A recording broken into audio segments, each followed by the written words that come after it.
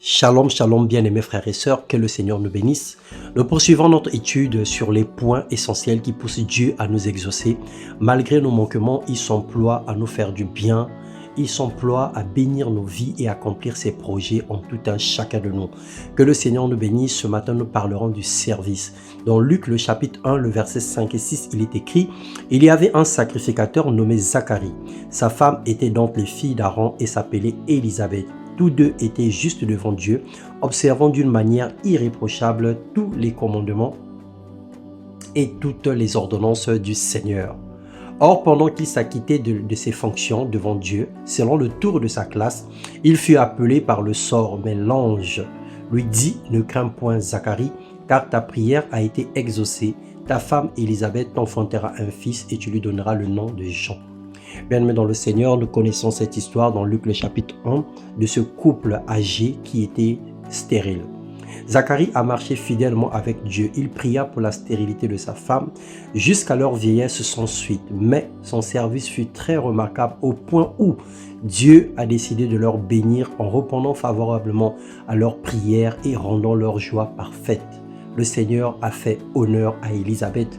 Dieu a déclaré que ce qui était impossible à l'homme était possible à lui.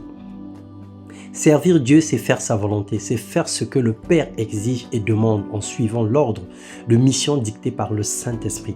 Servir Dieu, ce n'est pas seulement remplir les fonctions sacerdotales comme être pasteur, enseignant, prophète, docteur ou apôtre, mais c'est également, il s'agit de faire ce que Dieu demande à chacun pour sa gloire. Tout ce que le Seigneur te demande de faire pour sa gloire, c'est servir l'Éternel.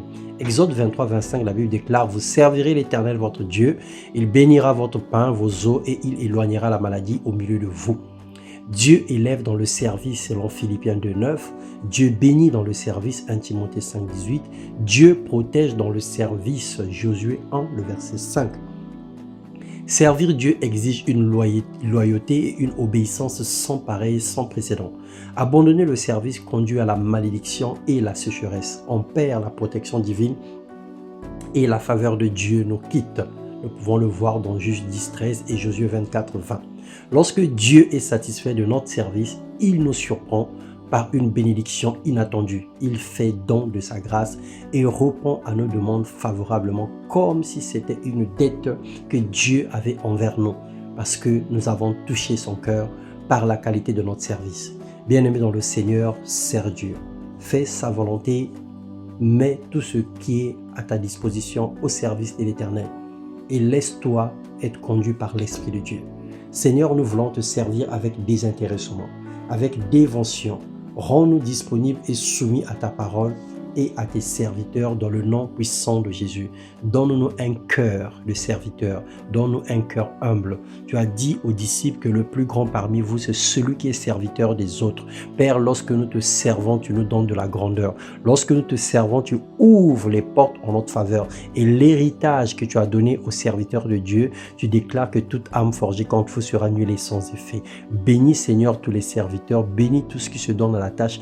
Bénis tous ceux qui font des choses pour toi tous les jours et manifeste ta gloire parce que c'est toi qui as dit que tu feras la différence entre ceux qui t'appartiennent et ceux qui ne t'appartiennent pas. Père, sois béni, sois glorifié dans le nom de Jésus-Christ. Amen.